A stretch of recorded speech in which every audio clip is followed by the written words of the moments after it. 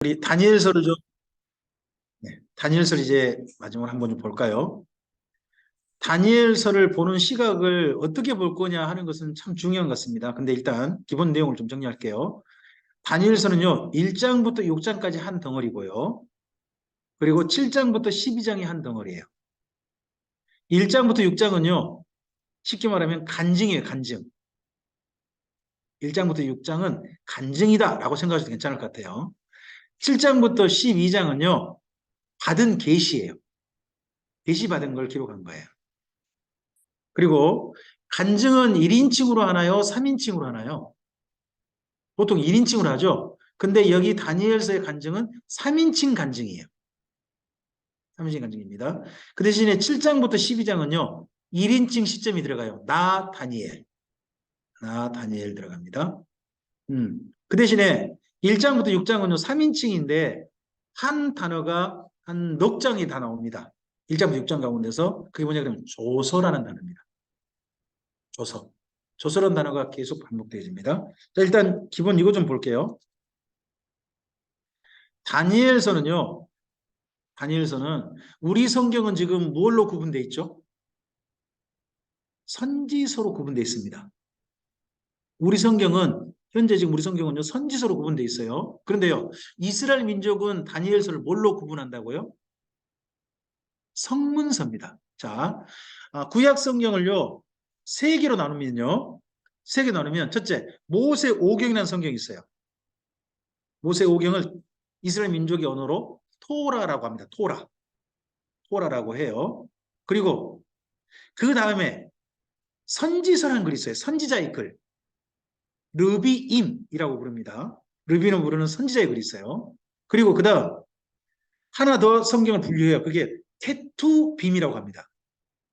케투빔. 그것은 거룩한 문서. 그래서 거룩할 성을 붙여가지고 거룩한 문서, 성문서 그렇게 표현하는 겁니다. 말로. 자, 이스라엘 민족의 성경 나눈 구분이 뭐라고요? 모세오경, 선지자의 글, 거룩한 문서. 세 개라고요. 그 중에서 다니엘서는요. 이스라엘 민족은 거룩한 문서로 구분해 버립니다. 선지자의 글이 아니라고 보는 겁니다. 아니라고 보는 겁니다. 근데 우리는 선지서로 보잖아요. 그럼 시각이 다르죠. 성문서라면요. 이스라엘 민족은 선지서가 아닌 다른 이유 때문에 성경으로 채택했다는 이유거든요. 그걸 우리가 좀 이해를 하자는 거예요. 내용이 뭐예요? 내용은 두 가지죠. 앞에는 이스라엘 민족이 어떤 일을 겪었는지 1장부터 6장이에요. 겪은 일을 쓰고 있어요. 근데 겪은 일을 쓰고 있는데 그 겪은 일이 비교적 객관적인 사실을 기록하려고 그래요. 내가 이런 처음 했다니까 하는 걸 쓰는 게 아니라 그 당시에 왕들이 선포된 조서라든지 이런 걸 인용을 해요. 그러면 그건 이스라엘 민족만의 경험이 아니라 모든 사람이 지켜본 사건이라는 거잖아요. 그런 사건을 가져와서 쓰는 게 1장부터 6장이고요. 그리고 7장부터 12장은 앞으로의 진행될 역사예요. 바벨론 포로 이후 진행될 역사에 대한 계시예요. 역사 계시 그런 부분으로 쓰입니다. 그래서 관심사가 뭐냐? 여기 다니엘서의 관심은요. 포로 기한이 제일 큰 관심이에요. 성전을 다시 예루살렘으로 돌아가는 거예요. 그리고 돌아가서 뭘 짓고 싶다는 거예요. 다시 성전을 짓고 싶다는 거예요. 그리고 난 다음에 그 후에 우리는 어떻게 살 것인가 하는 게 관심이 있어요. 우리는 다니엘서를 읽으면서 어디에 관심이 있나요?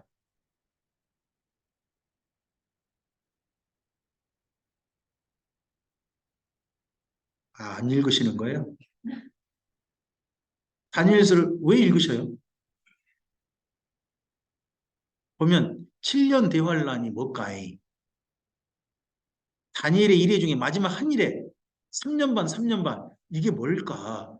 이런 관점을 읽으려고 그래요. 근데 그런 관점을 읽으신 분은요. 안식교 영향 받으시는 거예요. 그건 원래 안식교 건데 기독교 도를 차용한 거 이단 거를 갖다 가져온 거예요. 이단 걸 가져온 거고요. 뭐 그다음 또 하나가 있다면 예수님은 어떤 분이냐. 그러다 보니까 돌에 관심 있죠. 돌. 그래서 혹시 느부갓네살이 꾸었던 꿈 기억나세요? 금머리, 은, 봉, 철, 뭐 진흙이 섞인 다리. 이런 거 있잖아요. 그러고 난 다음에 뭐가 있었다고? 뜨인 돌. 돌이 그 우상을 깨뜨려 버리고 온 세상이 돌로 가득해졌다. 돌의 나라가 됐다. 돌나라. 이게 예수님의 나라다. 돌나라 그러면 떠오르는 데가 어디 있어요? 박명호 집단이란데요. 그래서 돌나라는 자기들 이름은 석국이라 그래요. 자기들을. 돌나라. 직접 말해 자기는 돌나라라고. 네? 그러면서 그 돌나라가 어딜 떠오른 거예요? 다니엘서 그 돌나라예요. 그러면서 돌이 누구라는 거예요? 그 돌이. 박명호라는 거예요. 그런 식으로 그 나라를 이야기를 해요. 그런 쪽 관심이 있죠. 근데 이스라엘 민족은 이 다니엘서에 그런 관심이 아니라는 거예요. 뭐라고요? 자기들이 바벨론 땅에서 무엇을 겪었고 그런 일을 겪은 자기들한테 하나님 뭘 가르쳐 주셨고 또 앞으로 자기 민족을 어떻게 하실 것인지에 대해 관심이 있다는 거예요. 그런 관심으로 다니엘 쓰고 있다 하는 걸 기억하시기 바랍니다. 그래서 여기 오해가 있다는 거예요. 다니엘서를 볼 때 다니엘서를 구약의 묵시록이라고 보시는 분이 의외로 많아요. 그렇죠?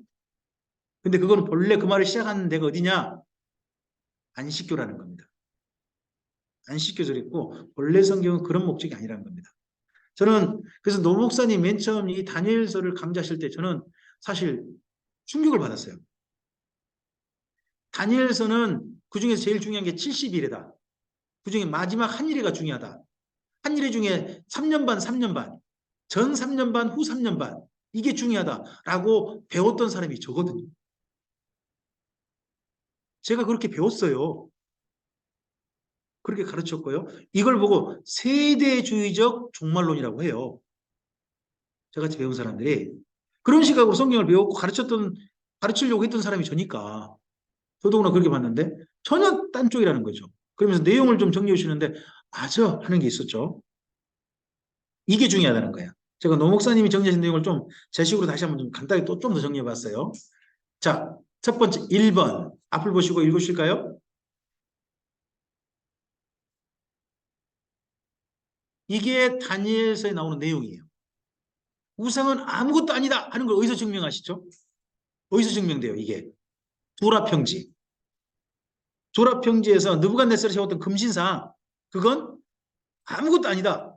그리고 상천하지에 하나님만 유일하시다 하는 말을 고백한 사람이 누구예요? 이 말을 고백한 사람이 나. 아, 감사하죠. 나도 그래야죠. 근데 다니엘서에서요. 느부갓네살이 인정해요. 언제 하죠? 2장에 보시면요. 이 느부갓네살이 억지를 부려요. 자기 뭔 꿈을 꿨다는 거예요. 근데 내가 뭔 꿈을 꿨는지 맞히고 그리고 그 꿈에 대한 해석도 해봐 하는 거예요. 느부갓네살 왕이 된 지 2년 만에 이런 강짜를 부려요. 그런 말 하니까 거기 모든 원래 꿈을 해석하는 사람들이 어이없어 하죠. 아니 먼저 왕이시여 꿈을 말씀하시옵소서. 그럼 해석을 말씀드리겠습니다. 아니 네가 신의 사람들이라며 그럼 내가 뭔 꿈을 꿨는지 내 신이 알려줄 거 아니냐. 내가 무슨 꿈을 꿨는지도 마치고 그러면 너희가 해석하는 것도 내가 받아들일게. 이러는 거예요. 덕분에 모든 사람들이 아니 왕이죠. 그렇게 할 수는 없습니다. 그러니까 그럼 너희 죽어. 그래가지고 심지어 누까지 죽을 뻔했죠. 다니엘과 세 친구 자체는 죽을 뻔했었죠. 그런데 그때 다니엘이 세 친구와 함께 기도하면서 하나님께서 다니엘에게 그 느부갓네살 꾼 꿈을 알게 하시죠. 좀 전에 제가 말씀드린 그 신상, 우상 신상의 꿈을 이거 느부갓네살이 말해준 게 아니죠. 누가 느부갓네살에게 말했어요? 다니엘이 왕이여 이런 꿈 꾸셨죠? 하니까 그 말을 듣고서 느부갓네살이 뭐라 그래요? 맞다, 맞다. 자, 우리 다니엘서 2장을 좀 가보실까요?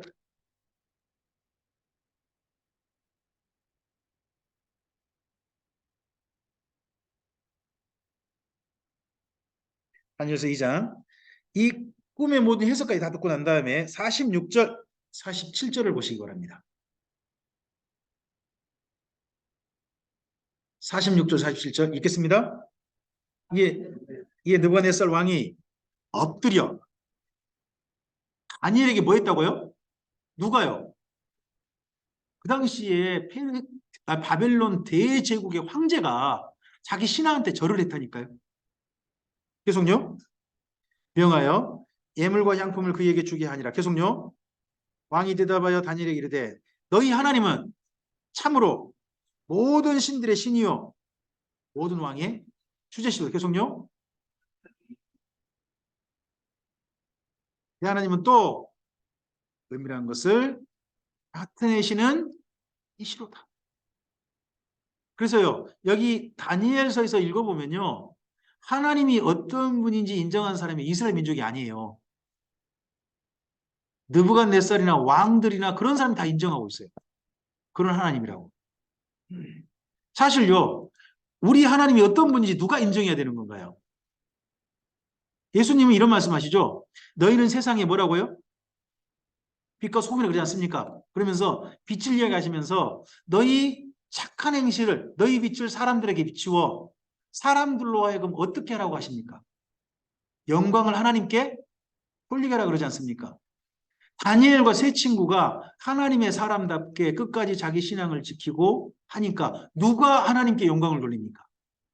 느부갓네살이, 다리오가. 이런 사람들이 하나님께 영광을 돌리지 않습니까? 그런 광경이 여기 다니엘서에 있는 겁니다. 자, 다음 두 번째 보실까요? 앞을 보시고요. 2번 읽어주시죠. 다니엘서부터 보면요. 포로 기한자들의 기도가 나옵니다. 포로 기한자들의 기도의 가장 큰 특징 중에 하나가요. 죄를 고백한다는 겁니다. 우리가 이런 죄를 지었습니다라고 고백한다는 겁니다.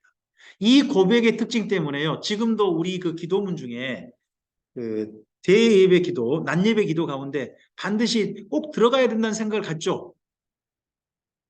참회. 참회를 넣어야 한다고 꼭 생각을 갖지 않습니까? 그런 기도의 출발이 바로 이 바벨론 포로들의 기도에 나옵니다. 그 중에 대표적인 데가 다니엘서 9장입니다. 다니엘서 9장. 9장에 있는 기도 내용이 대표적으로 그렇습니다. 9장 한번 가보시면요. 여기가 다니엘이 70일에가 나온 데거든요. 근데 9장 1절에 보시면 사건이 나오죠. 누가 왕이 됐다고요? 메대 족속 아하수에로의 아들 다리오가 갈대아 나라 왕으로, 이 갈대아 나라가 바벨론이죠. 바벨론 제국이요. 페르시아에서 멸망한 겁니다. 그래서 페르시아의 한 사람인 다리오가 이 갈대아 나라의 식민지가 삼은 거죠. 이제 페르시아에 거기에 왕으로 세움받았습니다. 다리오가. 그러했을 때 선지자가 깨닫습니다. 이 바벨론 포로 생활이 몇 년 만에 마친다. 70년 만에 마친다. 이걸 누구를 통해서 깨달아요? 에레미야의 서책. 그걸 통해서 깨닫습니다. 그러고 난 다음에 3절부터 보시면 다니엘이 기도하죠. 기도를 결심하고 기도하지 않습니까? 결심할 때 그 기도문 내용이 뭐냐? 7절, 6절, 7절 다 보시면 5절 계속 보시면 뭐예요? 죄의 자백입니다. 조상들이 큰 죄를 지었다. 이런 고백을 먼저 하고 그러고 나서 어디에 갑니까? 하나님께 이런 죄를 용서해 주시고 오늘 이렇게 살게 해주신 하나님, 우리에게 이제 긍휼을 베풀어 주십사 하는 기도 내용으로 이어가는 겁니다. 자, 이런 기도가 모범이 되어져서 지금도 그 낮예배 기도라든지 이런 때 모범으로 삼아서 참여 기도 내용을 넣는 겁니다. 그런 거예요. 자, 이때 이 부분 정도만 하시고요. 앞을 보시죠. 3번 읽어주실까요?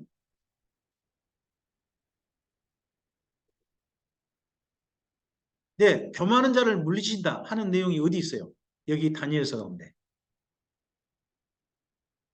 교만한 자를 물리치신다. 4장에 있습니다.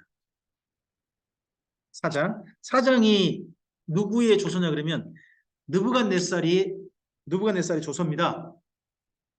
1절 보시면 느부갓네살이 천하에 고자는 모든 백성과 나라들과 각 언어를 말하는 자들에게 뭘 내린다?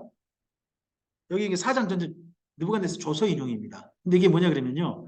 느부갓네살 어느 날 자기 나라를 생각하면서 이 나라 내가 이롯이야 했다가 그날로 해가지고 하나님께서 이 느부갓네살에게 큰 재앙을 겪게 했다는 겁니다. 그 재앙이 한 7년이나 계속됐대요. 그래서 그가 마치 꼭 짐승처럼 돼버렸다 하는 겁니다. 이걸 두 가지 견해로 봅니다. 둘 중 하나로. 하나는요, 미쳤다. 느부갓네살 제정신이 아니었다 하는 분도 있고, 또 하나가 본 게 있습니다. 그게 뭐냐 그러면요, 느부갓네살이 내전으로 인해서 도망자 생활을 7년 했다. 이렇게 보는 경우가 있습니다. 저는 뒷부분 견해에 훨씬 더 좀 더 설득력이 있다 하는 생각을 저는 가지고 있습니다. 어쨌든지 7년이 지나고 난 다음에 느부갓네살 다시 회복된 겁니다. 자기 나라를 자기 안으로 다시 한번 회복한 겁니다. 근데 그렇게 될 것을 자기가 이렇게 교만 떨었다가 이 나라 내가 이룬 거야 했다가 그런 일 당할 걸 누가 경고했느냐? 벨드사살이라 이름한 다니엘이 경고한 겁니다. 이미. 왕이 결코 그러지 마시옵소서 했는데 그만 그랬다가 이런 일 당했다는 겁니다. 그러고 난 다음에 그가 그런 일 겪고 나서 조서를 내린 겁니다. 조서를 내려서 네, 거기 34절 가보실까요?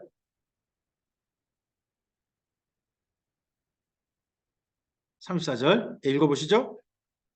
그 기한이 참에 나 느부갓네살이 하늘을 우러러보았더니 내 총명이 다시 내게로 돌아온지라 이에 내가 지극히 높으신 이에게 감사하며 영생하신 이를 찬양하고 경배하였나니 그 권세는 영원한 권세요 그 나라는 대대에 이르리로다. 이 권세 가지신 이가 누구예요? 다니엘의 하나님. 다니엘의 하나님을 찬양하리로다 하는 내용으로 되겠습니다. 그래서 교만한 자를 물리치시고 겸손한 자를 높이신다 하는 내용을 고백하는 이가 누구냐? 바로 느부갓네살입니다. 느부갓네살. 그리고 믿고 의뢰한 자를 도우신다 하는 걸 어디서 경험하죠? 믿고 의뢰하는 자를 도우신다. 그게 3장이 있고요. 6장이 있죠. 3장에서는 누굽니까? 3장에서는 다니엘의 세 친구죠. 풀불 속에서 도움 받지 않습니까? 그리고 6장에서는요. 다니엘이죠. 사자굴 속에서 살림받죠. 그런 사건들이 다 3장과 6장 사건이요. 다 보시면 조소로 되어 있습니다. 잘 보시면. 자, 3장 맨 뒤로 가보실까요? 3장 28절과 29절 보시면서 한번 읽어주실까요? 느부갓네살이 말하 이르되 사드락과 메삭과 아벳느고의 하나님을 찬송하리로다. 그가 그의 천사를 보내서 자기를 의뢰하고 그들의 몸을 바쳐 왕의 명령을 거역하고 그 하나님 밖에는 다른 신을 섬기지 아니하며 그에게 절하지 아니한 종들을 구원하셨도다. 그러므로 내가 이제 뭐한다? 조서를 내리노니 각 백성과 각 나라와 각 언어를 말하는 자가 모두 사드락과 메삭과 아벳느고의 하나님께 경솔히 말하거든 그 몸을 쪼개고 그 집을 거름토로 삼을지니 이는 이같이 사람을 구원한 다른 신이 없음이니라 하였더라. 이게 그래서 그러면 여기 다니엘서 3장의 내용이 뭐의 인용이라는 뜻이에요? 느부갓네살의 조서 인용이라는 뜻입니다. 이게 그러면 바벨론 쪽에 널리 알려진 사건이라는 거 아닙니까? 조서까지 전부 다 보냈으니까 그런 사건으로 기록된 겁니다. 그리고 6장도 가보시면 6장은 다리오 왕 때 사건이죠. 다리오 왕 때 사건인데 다니엘이 사자굴에서 살림받고 난 다음에 그러나 다시 조서를 내리죠. 25절 26절 읽어볼까요?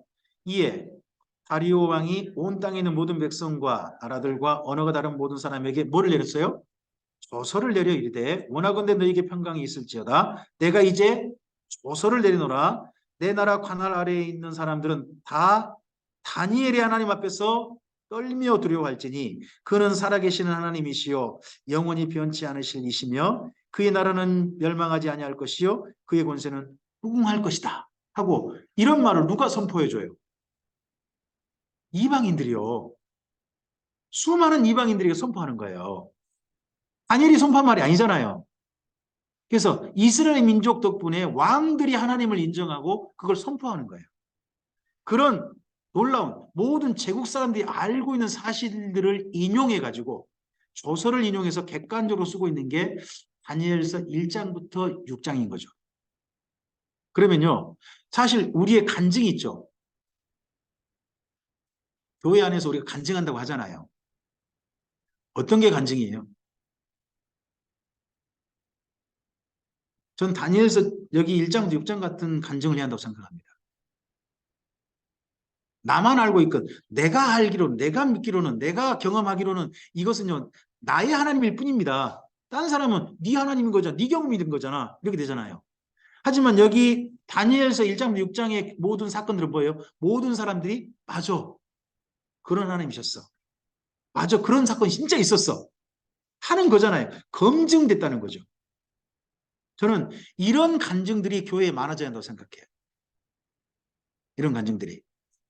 그래야 교회를 통하여서 믿지 않는 사람들도 하나님을 인정한 사건이 점점 늘어나는 거죠. 전 요즘 그 뉴스를 볼 때요. 몇 가지 뉴스 가운데 특별히 미담이 될 만한 뉴스 요즘 많이 올라와요. 뭐 어느 지역에서 갑자기 한 분이 쓰러졌는데 그 식당에 쓰러졌는데 그분을 뭐 응급처치하는 내용이라든지 이런 내용도 올라오잖아요. 그럼 꼭 봐요. 보면서 참 이런 사람이 예수 믿는 분이었으면 좋겠다 싶어가지고 제가 뭐 페이스북에 인용도 하고 공유도 하면서 모든 분들에게 좀 그런 걸 함께 공유하고도 하거든요. 저는 그러면서 그런 마음을 갖죠. 이 사건의 주인공이 종교는 안 나왔지만 이분이 어떤 분이었으면 좋겠다. 교회 다니는 사람이었으면 참 좋겠다. 저는 그런 생각을 가지거든요. 그런 미담의 주인공들이 교회가 많이 돼 보세요. 그러면 이 땅인 사람들이 하나님 안 믿는 사람들이 맞아. 예수쟁이는 법 없이도 살 사람들이야.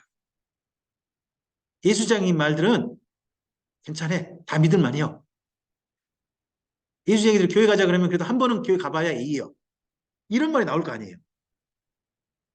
그죠? 근데 우리가 교회 가자 그러면 뭐라고 반응들이 일반적으로 있나요? 구원 받읍시다. 그러면 뭐라고 해요? 농담식으로 이렇게 말씀하시는 분도 좀 만나긴 했어요. 아니, 전 구원 말고 10원이 좋은데요. 뭐 이런 식의 말이라든지, 너나 믿어라. 이런 말이라든지, 이런 말 들으면 안 되는 거잖아요. 그죠? 그런 간증들이 1장부터 6장까지라는 거예요. 좀 우리 생각해 볼 만한 간증이죠. 그리고 4번 보시기 바랍니다. 읽어주시죠. 자, 그 전에는요, 바벨론 포로 이전에는요, 남유다의 모든 종교 생활은 어디가 중심지인가요? 성전입니다. 성전에서 했던 하나님께 올려드린 신앙 행위가 뭐예요? 제사입니다. 종교 의식에만 치우쳐 있었습니다. 그러다 보니까 뭐를 소홀히 합니까? 성경을 소홀히 합니다. 여러분, 예배가 중요합니까? 말씀이 중요합니까?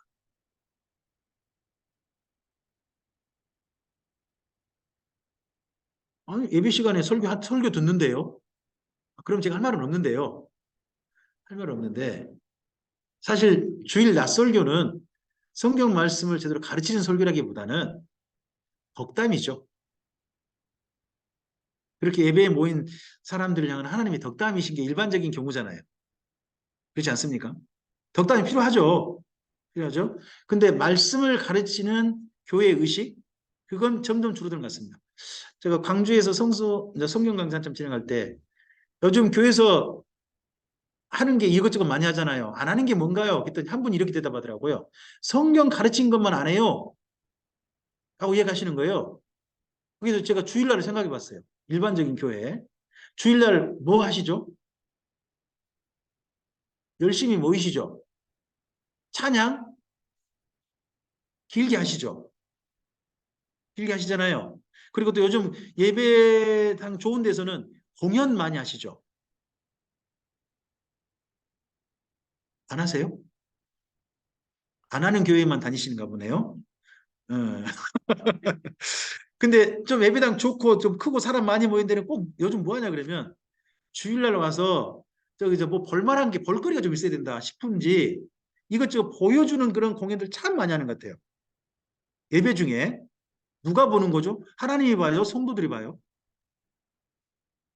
누가 은혜를 받으세요? 하나님이 은혜 받으신지 모르겠는데 주로 성도님들이 보고 좋아하시죠. 그런 것들을 많이 넣는 것 같아요. 그죠? 그리고 사람들끼리 즐거운 일들을 많이 하려고 하죠. 물론 그래야죠. 그런데 그런 주일날에 말씀을 가르치는 일들이 교회 안에 많으신가요?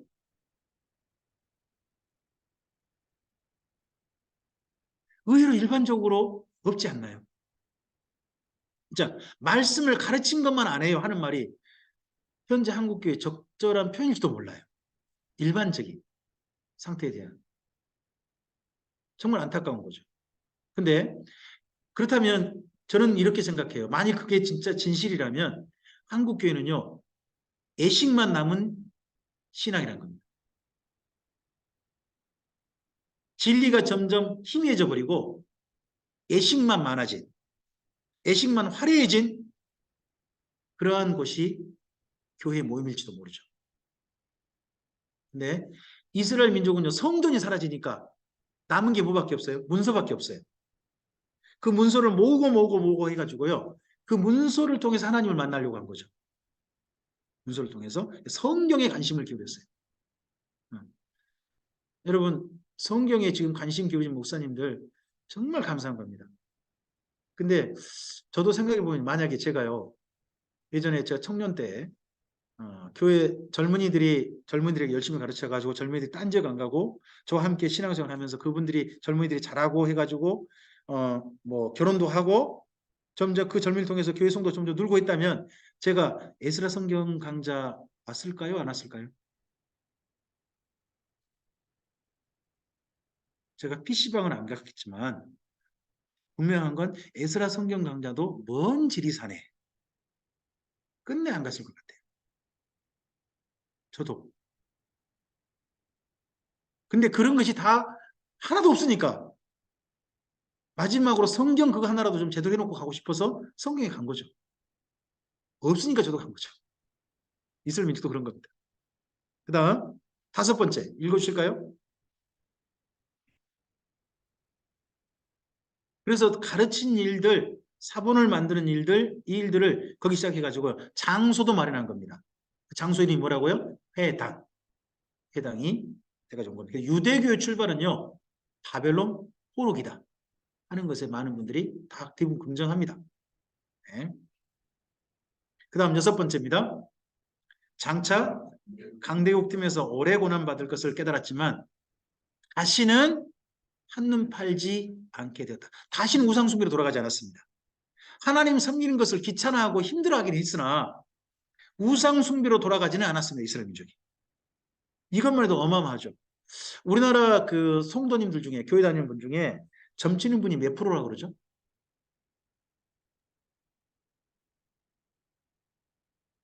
제법 상당히 높다고 합니다. 점집의 손님 중에요. 점집 손님 중에 30%가 기독인이라고 합니다. 점집 손님 중에 아마 서울 많이 갈 것 같습니다. 광주는 별로 안 가요. 근데 많이 갈지 모르겠어요. 참, 근데 그것을 완전히 끊고 완전히 더 이상 안 하고 하나님에게만 집중했다는 게 엄청난 이스라엘이 달라짐이죠. 바벨론 포로는 그래서요. 하나님께서 훈련시켜 볼 하신 겁니다. 이거 벗어났다는 것은. 자, 그런 내용이 어디에 기록되어 있다고요? 여기 다니엘서 속에 있다는 겁니다. 다니엘서는 그래서요. 두 성경과 비교될 수 있어요. 다니엘서와 비교할 수 있는 성경은요. 저는 한 권이라고 봅니다. 그게 민수기입니다. 민수기.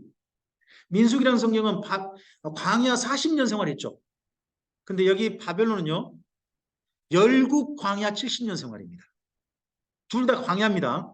광야인데 물도 없고 건조한 땅 그런 광야는 민수기고요. 열국이지만 메소포타미아는 지역 아니지만 열국 광야 여러 나라 광야로 표현된 것이 바로 여기 네, 메소포타미아 지역에 이스마엘 포로 잡혀온 그곳입니다. 우리 에스겔서 좀 20장을 좀 가보시겠습니까?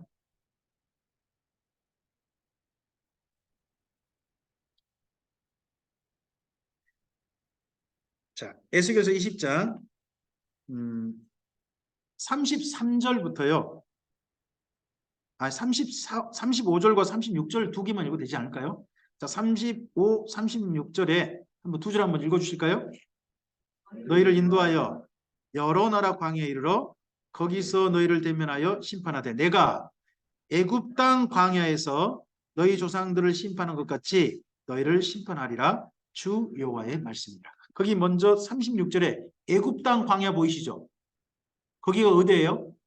바란 광야, 시내 광야, 신 광야 불렸던 민수기 땅입니다. 민수기.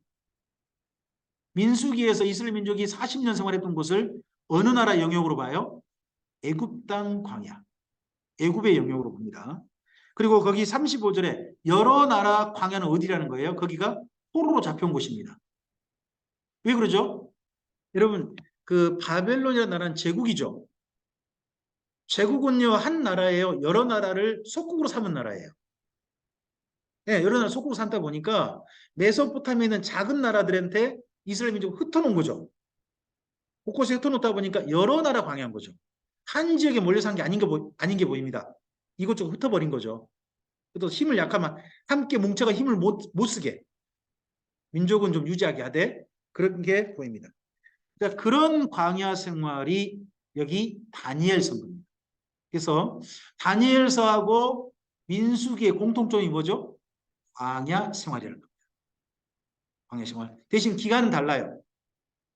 40년 대 70년입니다.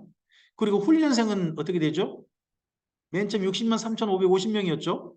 네. 그런데 바벨론 포로에서 진짜 훈련 받을 만한 사람은 에레미야서에 근간다면 몇 명이에요? 4,600명이었습니다. 기억나실지 모르겠습니다. 그리고 민수기 광야는요 아무것도 없는 데였죠. 무렵고 건조한 땅 아무것도 없지 않습니까? 근데 바벨론 땅은요 그 당시 최고 문명 장소입니다. 전혀 다른 장소입니다. 광야에서는 앞서 민수기에 뭘 배웠습니까? 레이기 훈련을 배웠습니다. 레이기 훈련을 배웠으나 바벨론은요 그 모든 우상들이 꽉 찬 곳에서요 그 우상들을 섬기지 않고 누구를 섬기겠다? 하나님만 섬기겠다는 결단이 있어야 될 것입니다. 심지어 하나님만 섬기겠다고 하면서 뭐를 내걸어야 합니까? 목숨을 내걸어야 합니다. 풀무불에도 들어가고요.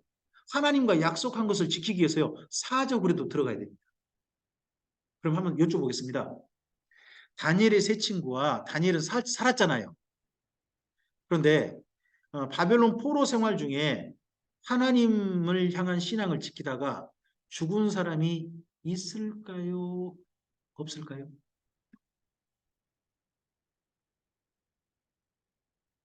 70년 동안.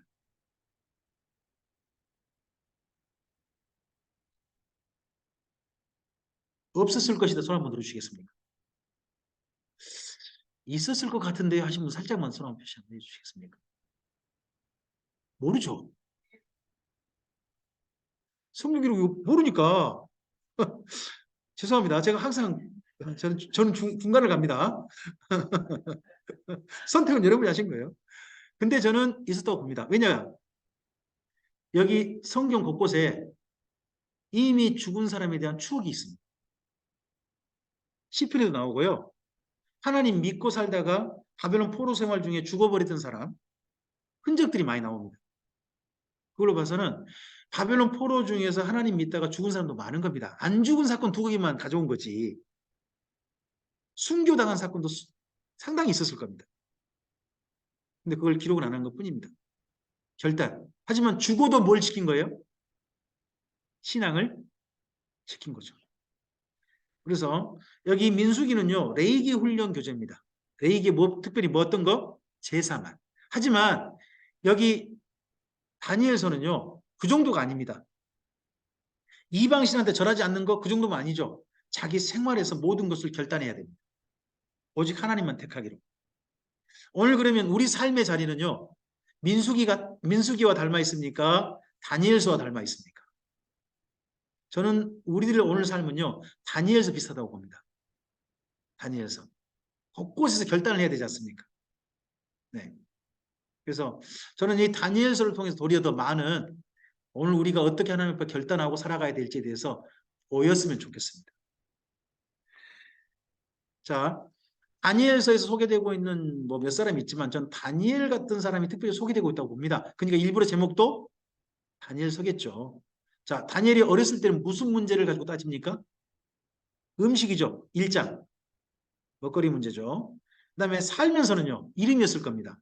여러분 여기 다니엘서 읽어보면요. 다니엘의 이름 꼭 뭐가 붙어옵니다. 벨드사살이라 이름하는 다니엘. 벨드사살이라 이름한 다니엘이 자꾸 붙어 나옵니다. 벨드사살은 누가 붙여줬죠? 느부갓네살이 붙여줬습니다. 그리고 다니엘은요. 자기 아버지가 히브리인인 자기 아버지가 붙여줬습니다. 좀 궁금한 건 있습니다. 다니엘은 어느 지파 사람일까요? 여러분 중에 혹시 다니엘이 어느 지파 사람인지 아시는 분? 제가 몰라서 여쭤보는 겁니다. 저는 성경 읽어보면서 다니엘이 어느 지파 사람이라는 내용을 한 번도 읽어본 적이 없습니다. 굉장히 그 남유다의 고위층 중에 한 사람인 것 같거든요. 그러면 저는 세 지파 중 한 사람일 가능성이 높다고 봅니다. 세 지파 중에 첫째는 유다 지파, 두 번째는 베냐민 지파, 세 번째는 레위 지파입니다. 이 세 지파가 중심되는 데가 남유다니까. 그들이 또 최고권력층을 이뤘을 테니까. 하지만 그가 어느 지파 사람인지 나오진 않아요. 하지만 자기 이름 다니엘, 하나님께서 심판하신다 하는 이름을 끝까지 지켰습니다. 그래서요, 바벨론 사람들은요, 원래 다니엘을 보고 누구라고 불러야 될까요? 벨드사사라 이렇게 불려야 되는데 다니엘아 해줍니다. 이 이름을 끝까지 고집한 사람이 누구란 이야기예요? 다니엘이니까. 뭐 우리 같으면 요즘 이럴 수 있죠. 주일입니까? 일요일입니까? 남들은 일요일을 한다 할지라도 오늘 우리는 뭐라고 해야 됩니까? 주일이라고 해야죠. 그게 우리 정체성이잖아요. 그런 정체성을 지켰다는 겁니다. 이름에서. 그 다음에 이분은 공직 생활에서 자기 다니엘의 세 친구가 절하지 않았죠. 두랍 형제에서. 그럼 한 가지 더 여쭤봅니다. 그 두랍 형제에서요. 다니엘은 절했을까요? 안 했을까요?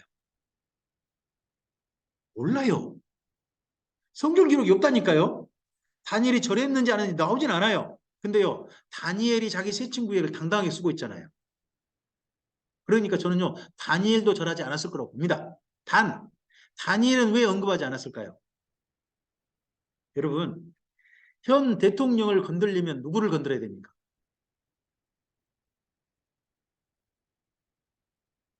대통령 직접 말고 옆에 있는 사람을 건드려서 올라가는 겁니다. 그런 방법 모르십니까? 그다음에 현 야당 대표를 건드리려면 누구를 건드려야 됩니까? 주변 사람을 건드려서 올라가는 겁니다. 원래 깃털부터 뽑아가면서 차근차근 가는 겁니다. 이건 고대부터 내려온 정치 방법론입니다. 다니엘의 세 친구를 먼저 거드는 것은 다니엘 세 친구를 잡으면 누구도 잡을 수 있습니까? 그러니까 1차 그들을 잡으려고 했겠죠.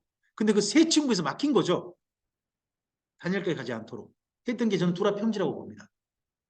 그리고 맨 마지막 말년에는 뭐예요? 자기는 하나님과 약속했습니다. 예루살렘에 돌아갈 때까지 자기는 뭐 하겠다? 하나님 앞에 예루살렘에 창문을 열고 하루에 3번 기도하겠다.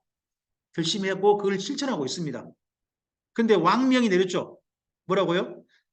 한 달 동안은 뭐 하지 말자. 어떤 신한테 절하지 말고 하지 말자 했는데 그런 왕명이 있거나 말거나 자기는 하나님과 약속을 지켰다는 거죠. 덕분에 어떻게 됩니까? 사적으로 들어갔죠. 하지만 하나님과 약속을 끝까지 지킨 사람, 그 사람이 누구였다? 다니엘이었다 하는 이런 사람.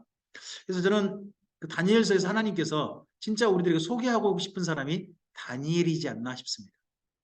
이런 사람과 함께하고 싶다. 그런 사람.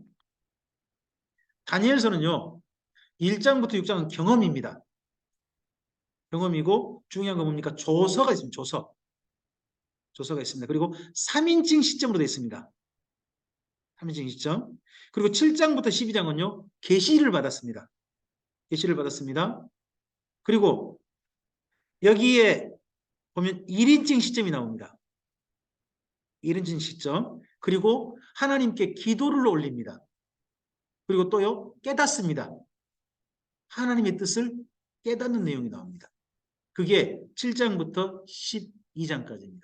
그래서 다니엘서 여러분 7장부터 12장에 있다 보면 다니엘이 이를 확실히 깨달았더라 하는 내용도 나오고요. 천사를 통해서 하나님께서 하신 말씀이 뭡니까? 다니엘로 하여금 깨닫게 해라 하는 내용도 있습니다. 다니엘도 깨닫지 못한 내용이 나옵니다. 여러분 다니엘서 한번 11장 맨 뒷부분을 좀 가볼까요? 12장을 가볼까요?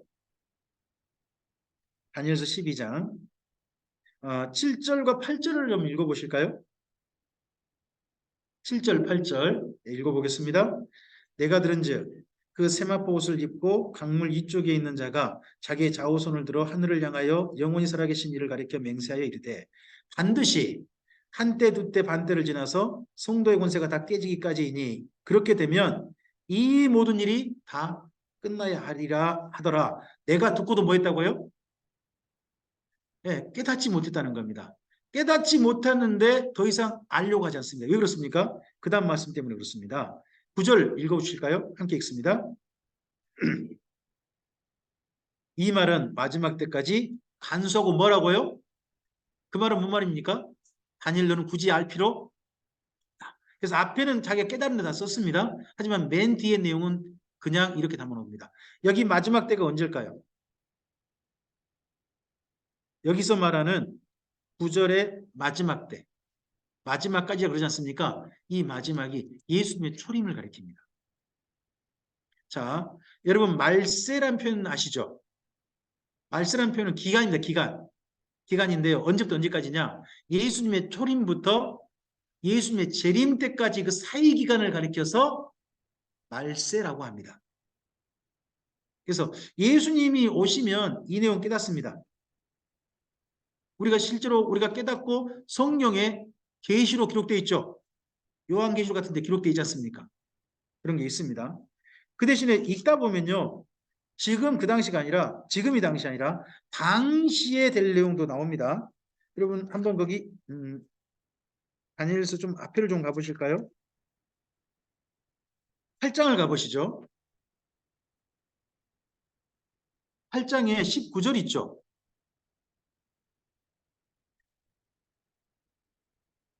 8장 19절 여기 내용은 15절부터 설명을 쭉 읽어보시면 됩니다. 근데 19절 한 절만 좀 읽어보면 오해가 될 수 있어요. 읽어보시죠.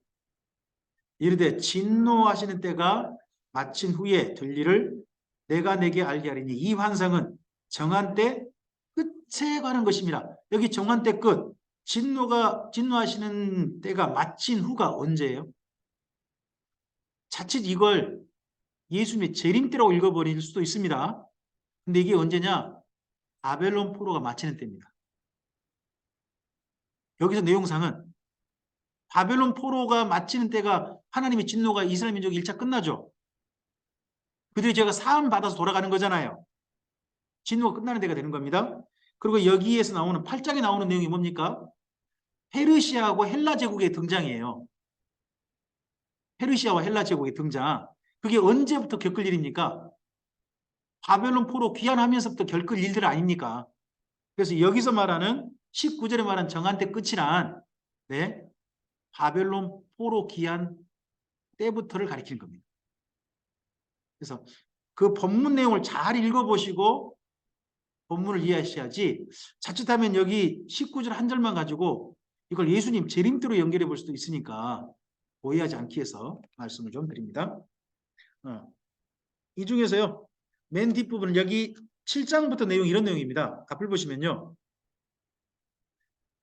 4대 제국에 대한 계시입니다. 4대 제국. 그 제국은 첫째 바벨론이고요. 두 번째 여기까지 넓게 전체가 된 페르시아고요. 페르시아하고 바벨론까지 먹어버린 여기 그리스 땅 있지 않습니까? 여기서 여기까지 넓어진 헬라가 있죠. 그리고 이 그리스 땅 옆으로 있는 장화같이 생긴 반도가 있죠. 이탈리아라고 장화같이 생기지 않습니까? 장화. 그죠? 거기서부터 여기까지 또 먹는 로마가 있죠. 그런 4대 제국에 대한 계시가 7장부터 12장까지입니다. 12장까지. 그 중에서 이스라엘 민족, 바벨론 포로 귀환 자들과 직접 관련이 있는 4대 제국은 어디일까요? 바벨론 포로 귀환과 관련이 있는 4대 제국. 페르시아가 있겠죠. 페르시아를 통해 돌아가지 또 한 나라가 있다면 헬라가 있죠. 예수님 오실 때까지 두 나라 있지 않습니까? 그래서 바벨론 포로 생활 관련해 가지고 맨 7장에서는 4대 제국을 다 말합니다. 그 중에서 8장은요 두 나라만 가져옵니다. 어디와 어디? 페르시아와 헬라만 이야기합니다. 이게 순양과 순염소 비유거든요. 그리고 나서 9장에서 뭐합니까? 이스라엘 민족의 돌아가는 이야기, 기도 내용이 들어갑니다. 다니엘이 70일에 포로기 안에서 성전 중건하는 내용이 거기 나옵니다. 그러고 나서 다시 10장과 11장과 뭔 내용이 나옵니까? 8장 내용이죠. 8장에 페르시아하고 헬라 제국의 두 나라 등장했지 않습니까? 그 내용을 자세히 이야기하고 있는 데가 10장과 11장이 됩니다. 그리고 나서 12장이 마지막 예수님 초림 때까지 내용으로 이어져 가는 겁니다. 내용으로. 그래서 어떻게 보면요. 여기 다니엘서의 가장 중요한 역사 계시는 뭐냐? 이스라엘 민족이 포로 귀환해 가지고 어떤 제국을 만날 것이고 그 제국에서 어떤 일을 겪게 될 것이냐 이야기입니다. 특별히 자 페르시아를 이야기한 건 뭔가요? 포로 귀환이 어느 제국과 관련이 있으니까. 페르시아 관련이 있으니까. 근데 헬라를 가져온 이유는 뭘까요? 헬라 4대 제국으로 나뉘게 되잖아요. 그럴 때 어떤 일을 겪어요? 예루살렘에 이 헬라 제국에 한 황제가 올라오죠. 안티오쿠스 에피파네스라고 하는 이 사람이 올라와서 성전을 차지해가지고 성전에다 뭘 세우고 제우스 신상을 세우고 거기서 3년 반 동안 뭐를 뿌리게 돼요? 돼지 피를 뿌리게 하면서 이스라엘 민족을 변질시키려고 해요. 이 사건이 이스라엘 민족이 당할 끔찍한 사건이고 모욕적인 사건이거든요. 이스라엘 민족이 앞으로 그 사건을 반복해서 이야기해줘요. 다니엘의 70일에 9장에도 나와요. 8장에도 나와요. 10장은 안 나오지만 11장에 또 한 번 나와요. 그래서 세 군데나 여기 안티오코스 에피파네 4세가 벌일 그 끔찍한 일을 예언하고 있어요. 이스라엘 민족이 앞으로 꼭 겪을 일이니까. 제발 그럴 때 뭐 하지 말아야 된다. 변절하지 말아야 된다. 그럴 때 끝까지 신앙을 지켜야 된다. 그런 내용이 담겨 있는 거죠. 이런 속에. 이 정도 일부 좀 봐볼까요? 누가 등장합니까? 고레스가 등장해서 나라를 넓히고 헬라는 더 넓히죠. 그 다음 더 넓힌 나라가 로마까지 넓히게 됩니다. 고레스는요. 다니엘서 7장에서 새 갈빗대를 문 곰으로 등장합니다. 갈빗대 세대를 물어요. 고레스가 문 갈빗대가 뭘까요? 첫째는요. 메디아를 먹어버리죠. 페르시아 제국 조그만 속국이 메디아라고 하는 거대 자기 몸통을 먹어버립니다. 그리고 메디아 옆에 뭘 먹습니까? 루디아 제국을 먹어버리죠. 그리고 이 메디아하고 루디아 밑에 있는 대제국 뭘 먹습니까? 바벨론. 그래서 갈빗대 몇 대를 먹어버리는 거예요? 갈빗대 3개. 이만한 갈빗대를 먹어볼만 하겠죠. 그래서 갈빗대 3대를 문 곰으로 등장합니다. 페르시아가. 그렇게 7장에서 등장하는 겁니다. 메디아를 정복하고 루디아 바벨론까지 정복하죠. 그러면 전쟁 중에 사망합니다. 마사게타의 전쟁 중에서 사망해가지고 결국 고레스의 시대가 종말하고요. 이때 정도에 무슨 사건이 있습니까? 1차 포로기한이 있고요. 심지어 한 가지 사건이 더 있습니다. 성전공사가 중단되고 맙니다. 그러고 난 다음에 누가 등장합니까? 고레스의 아들 캄비세스 2세가 등장하고요. 근데 캄비세스 2세는요. 이집트 정복하러 갔다가 죽어버립니다. 이집트 정복하러 갔다가 그 사이에 페르시아 본국에서 누가 황제 노릇합니까? 스메르디스라는 사람이 하는데 그 앞에 이 말이 붙어 있습니다. 슈도. 이 슈도란 말은 가짜란 뜻입니다. 그러니까 스메르디스로 가장하는 가짜가 황제 노릇했다는 겁니다. 8개월. 이때에 이게 가짜란 걸 밝히고요. 이때 페르시아 제국을 이룬 일곱 가문이 모반을 일으킵니다. 모반을 일으켜가지고 한 사람이 7가문을 대표해서 황제가 됩니다. 그 사람이 다리우스 히스타페스입니다. 이 다리우스 히스타페스가 이때 성전공사가 중단됐는데 다리우스 히스타페스 때 드디어 성전공사가 재개됩니다. 재개돼요. 다리우스 히스타페스는 우리 성경에요. 다리오 왕으로 나옵니다. 다리오 왕으로. 그는 엄청난 제국을 이룬 사람입니다. 최대 강성했던 사람이고요. 그리고 전쟁 중에서도 전쟁을 계속하면서 특별히 이 사람이 정복하고 싶었던 데가 있습니다. 이게 이 사람의 욕심이죠. 그 어디냐 그러면 그리스입니다. 그리스를 먹으려고 하다가 끝내 못 먹었던 사람이 이 사람입니다. 그래서 이때 다리우스 히스타페스가 그리스와 하는 전쟁하고 대표적인 전쟁이 바로 마라톤 전쟁입니다. 42.19km 이때 등장한 거죠. 이때 근데 우리 성경에 뭔 사건이 있나요? 성전공사가 재개됩니다. 그리고 이때 후원을 받죠. 우리는 이 내용을 에스라서하고 학개스가랴서에서 우리가 좀 살피게 될 겁니다. 나중에. 여기가 이 엄청난 땅덩어리가요. 이 땅덩어리가 다리우스 히스타페스 때 페르시아 영토입니다. 이 가운데가 가나안이죠. 가나안 남부 이집트까지 먹어버린 겁니다. 먹고 이렇게 넓혔습니다. 심지어 그리스의 일부도 먹었던, 어떻게 보면 페르시아 최대 영토가 넓었던 때가 바로 다리우스 히스타페스 때입니다. 근데 이 중에서 사르디스부터 출발해가지고요. 혹시 여기 수사까지 뭐 선이 하나 쭉 그어져 있죠? 이 선이 뭐예요? 이게 고속도로입니다. 세계 최초의 고속도로고요. 여러분 로마 시대 이 말 있잖아요. 모든 길은 어디로? 로마로 하는데요. 원래 그 말을 출발시킨 나라가 어느 나라냐 그러면 페르시아입니다. 고속도로를 만드는 거고 이 고속도로를 만든 사람이 누구예요? 다리우스 히스타페스인 거죠. 자, 여기 사르디스부터요. 여기 수사까지 가는 길에 있는 유명한 도시들이 있습니다. 한번 돌려보세요.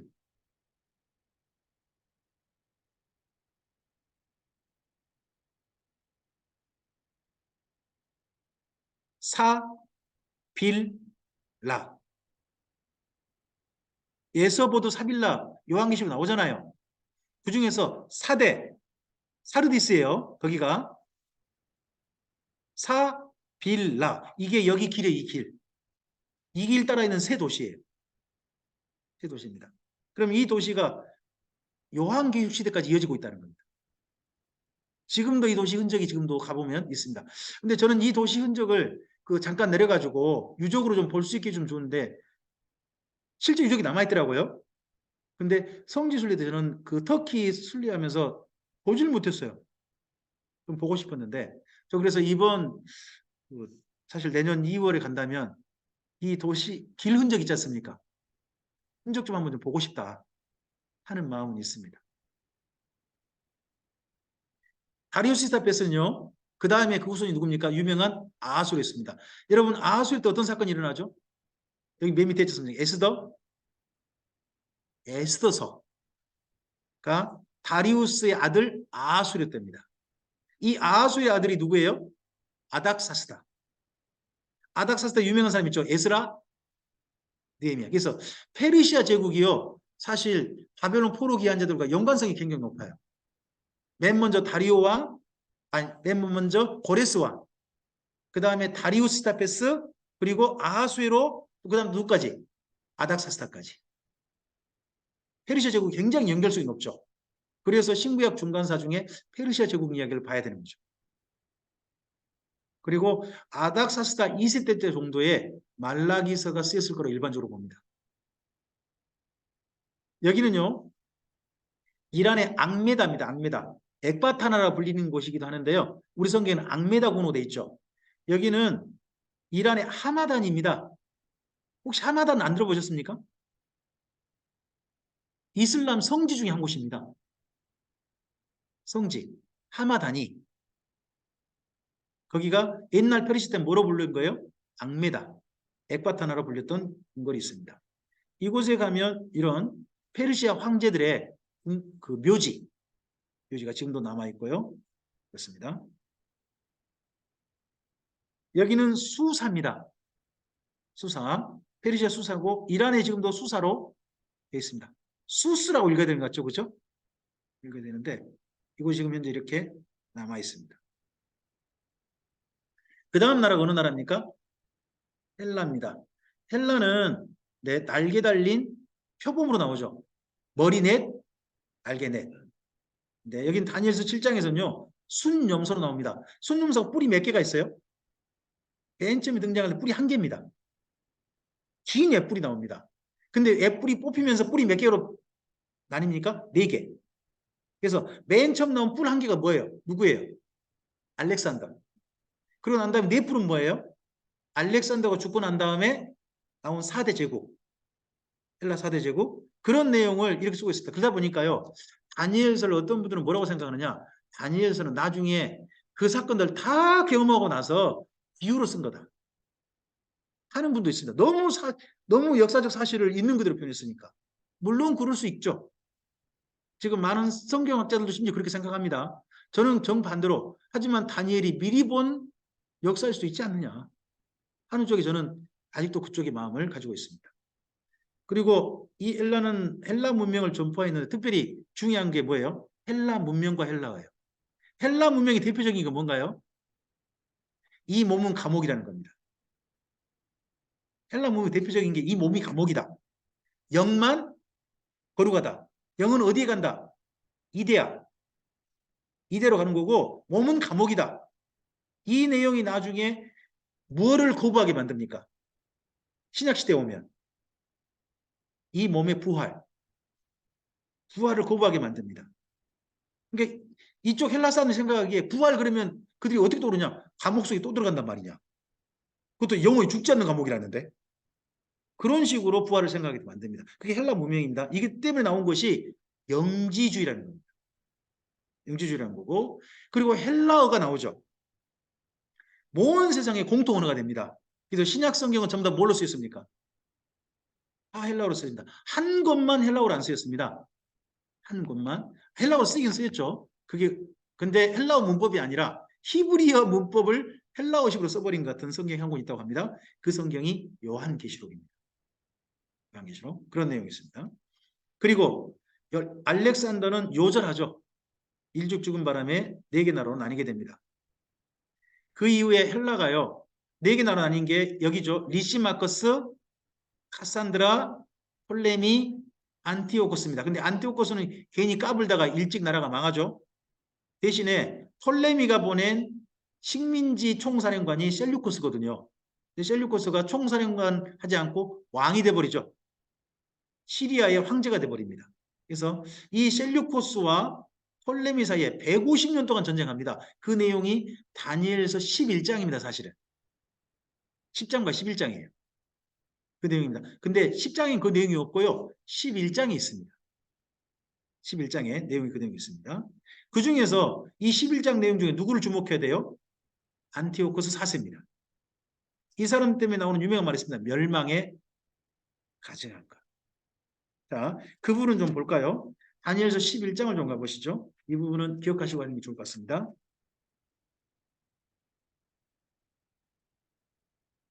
11장에서 북방왕으로 등장한 사람이 누구냐 그러면 여러 북방왕이 있어요. 시리아 황제들입니다. 남방왕은 톨레미 제국의 황제입니다. 이집트 황제들이에요. 그러니까 남방왕 그러면 어디를 떠올리시고요? 이집트 떠올리시는 거고 북방왕 그러면 어디를 떠올리시는 거예요? 시리아 제국. 그걸 떠올리시는 거예요. 근데 그 중에서 28절 있죠. 28절에 등장하는 북방왕이 안티오코스 에피파네스 4세예요. 11장 28절 있죠. 물론 이 사람이 그 전부터 등장합니다. 등장합니다만은 일단 여기 28절 그 옆에다가 북방왕 밑줄 긋고 옆에다가 안티오코스 에피파네스 4세라고 쓰시면 좋겠어요. 그럼 내용이 여기서 훨씬 도움이 되니까. 근데 그가 남방을 쳐들어갔다가 다시 이집트 쳐들어갔다가 이번에는 손해를 봐요. 왜냐? 남방에 갔더니 이집트 갔더니 이집트를 딴 나라가 돕고 있어요. 그 나라가 기띠메 함대라는 거예요. 거기 30절 보시면 기띠메 배들이 나오지 않습니까? 30절 기띠메 배들 밑줄 긋고 쏘시기 바랍니다. 로마 함대. 이때 로마에서 여기 남방 나라인 톨레미 왕조를 장악해 버립니다.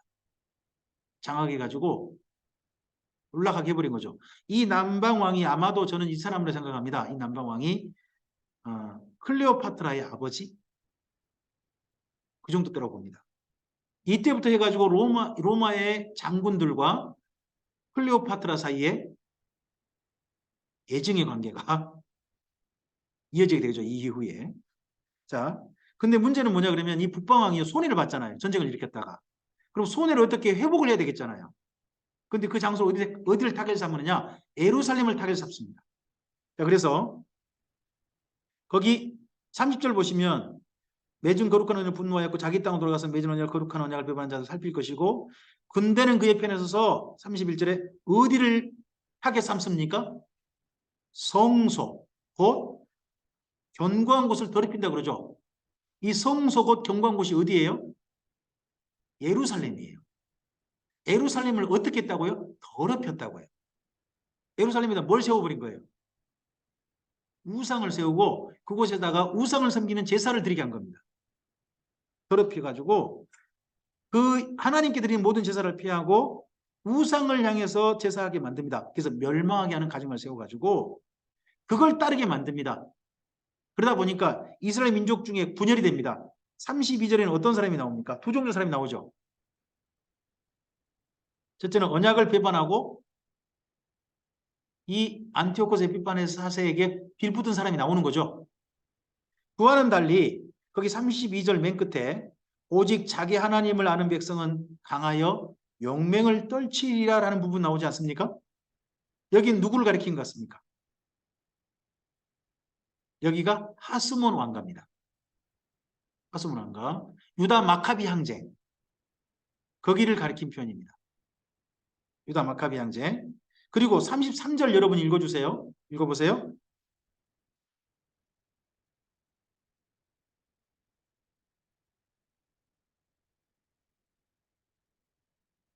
거기 33절에 지혜로운 자들이라는 표현 나오죠. 지혜로운 자들, 이들이 그 히브리어로 하시딤 이렇게 말하거든요. 하시딤. 하시딤은 이후에 일종의 무리를 이룹니다. 백성을 가르치는 사람들을 가리켜서 이 당시에 하시딤이라고 한 겁니다. 이 하시딤이요. 그런 그 어려운 중경 속에서도 백성들을 가르치는 일을 지속합니다. 근데 이 하시딤이 서로 분할이 되어집니다. 분열이 되어져요. 첫째는 하시딤이 그 백성들 속에서 계속 존재합니다. 그 하시딤은요. 바리새파가 됩니다. 그리고 하시딤 중에 이 땅 도저히 못 살겠다고 산으로 들어가 버립니다. 산으로 들어가서 그곳에서 무리를 이루고 사는 하시딤이 나옵니다. 그들을 가리켜서 에세네파라고 합니다. 그래서 바리새파와 에세네파의 출발이 여기 하시딤입니다. 가르치는 자들, 이들이 계속해서 예수님 때까지 가르치는 자들, 랍비로 존재하게 되는 겁니다. 랍비로. 근데 그들 중에 그 하시딤 중에 어떤 사람이 있냐 그러면 35절이 있는 겁니다. 35절 읽어주세요. 또 그들 중에 지혜로운 자 몇 사람이 몰락하여 우리 중에서 연단을 받아 정결하게 되며 희게 되어 언제까지? 마지막 때까지 이르게 하리니 이는 아직 정한 기한이 남았다 그러지 않습니까? 여기 마지막 때가요. 희게 되고 정결하게 되어서 마지막 때까지 이른다 그러는데 이 마지막 때란 예수님의 초림을 가리킵니다. 그래서 바리새파 사람들 중에서 많은 사람이요. 예수님을 만나게 됩니다. 예수님을 따르게 됩니다. 그 내용이 여기서 출발하는 겁니다. 그래서 여기 11장 내용이 상당히 우리에게 중요한 내용인 거죠.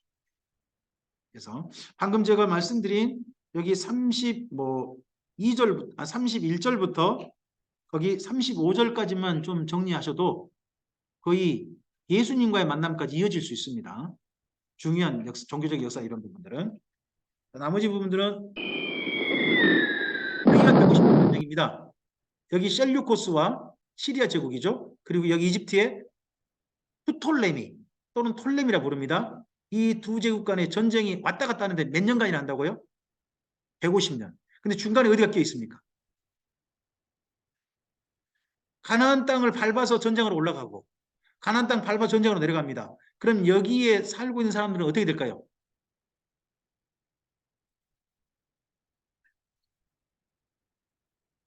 약탈당합니다. 첫째.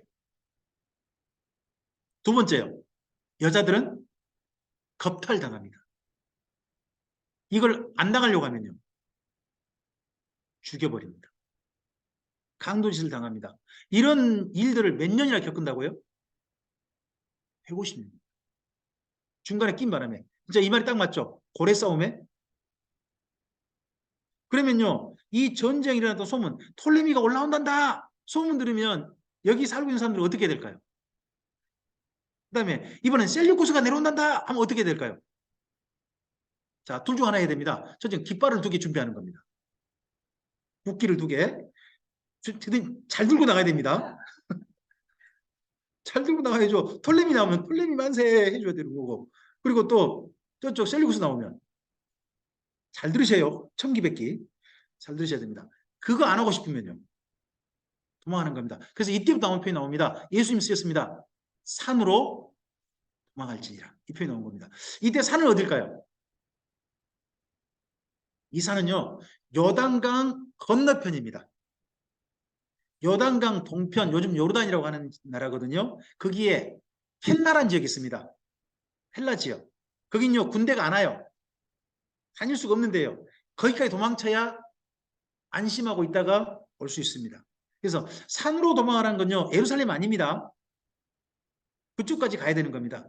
그런 산으로 도망하라는 내용이 이때 등장이 됩니다. 근데 도망하다가 어떤 사람 죽었겠죠. 죽었을 때 그 사람이 감춰놓던 보물은 어떻게 될까요? 주인이 없는 거죠. 주인이 없다 어느 날 주인이 그걸 보물을 발견하는 겁니다. 그게 신약성경에 나온 무슨 비유예요? 감추어진 보화입니다. 그 비유가 바로 여기서 연유합니다. 그리고 로마 제국이 등장합니다. 로마 제국은 여기 간단히 소개되고 있는데 나중에 신약성경에 보면 7산 여인으로 등장합니다. 7산. 로마는요. 주변 산이 7개 안에 도시가 형성되어 있습니다.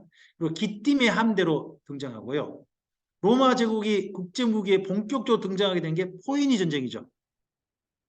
카르타고의 전쟁해가지고 지중해를 장악하면서 국제무대에 맹주로 등장하게 됩니다. 맹주 그러니까 저가 떠오르지 않습니까? 저는 명주가 아니라 맹주. 그리고 식민지를 만듭니다. 곳곳에. 그때 이때 식민지에게 뭘 선포합니까? 팍스 로마나. 로마의 평화. 뭡니까? 우리한테 돈 잘 바쳐. 그럼 우리 군대 주둔시켜서 너희 평화롭게 해줄게. 대신에 반드시 너희 뭐해? 우리한테 반란 일으키지 마. 하는 게 팍스 로마나죠. 예? 그런 걸 만들고요. 신도시를 건설해가지고 유대인을 굉장히 우대하는 그런 것을 펼치고 여기 다니엘서에서는 뭘로 등장해요? 4번째 짐승으로 등장하고 나중에 기독교를 박해하는 짐승으로 등장이 됩니다. 로마에서는 시리아를 식민지 삼았죠. 시리아 제국을. 그래서 가나안 땅도 식민지가 됩니다. 그러다 보니까 이 가나안 땅에 온 로마 사람들 있죠. 누구라고 합니까? 총독, 천부장, 백부장이 있습니다. 그리고 로마를 위해서 일하고 있는 사람이 세리가 나오죠. 이들은 현지인입니다만 로마에 고용된 사장님들입니다. 분열 전략을 삼아가지고요. 흩어놉니다. 함께 뭉치지 못하게 만듭니다. 항상요. 상대편을 무너뜨리려면요. 자중질환이 일어나게 만들어야 되죠. 그렇지 않습니까?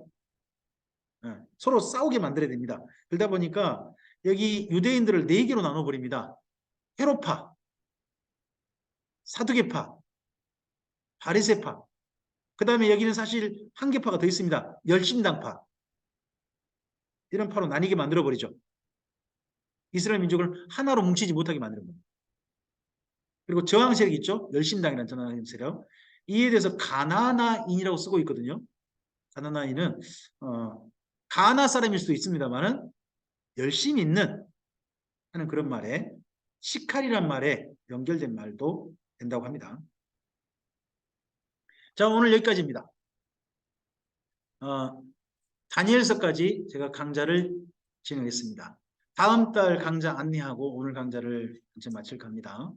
다니엘서를 제가 간단하게 신구약 중간사를 해서 정말 죄송합니다. 하지만 이 정도까지만 신구약 중간사 하고 나중에 구약을 끝내면 바로 신약으로 넘어가도록 하겠습니다. 하는데요. 다음 달은 6월 10일입니다. 6월 10일 날 강좌가 있고요. 다음 달 강좌는 욥기, 시편, 잠언, 전도서, 아가서와 역대상하서까지 여기 내용을 살피고자 합니다. 그리고 나서 7월에 구약성경 전체를 마무리하고 8월부터 12월까지는 신약성경을 5번 걸쳐서 진행할까 합니다. 다음 달에도 이렇게 반가입 있으면 좋겠습니다. 안 오시면 제가 좀 많이 미워하겠죠? 더 많은 분들이 반가입 또 빌 수 있으면 좋겠습니다. 나름 토요일 하루 이렇게 오시는 게 보람 되셨으면 좋겠습니다. 어떻게 오시는 게 보람은 있으십니까? 정말 감사합니다. 저한테 멘트성 말씀이라 할지라도 제가 감사히 감사함으로 받겠습니다. 이렇게 반가이 만날 수 있는 분들이 이제 우리가 코로나 이후가 됐으니까 점점점 많아졌으면 좋겠습니다. 그래서 우리 에스라 성경 강좌가 점점 활성화돼가는 출발점이 이 한 달에 한 번 강좌였으면 좋겠습니다.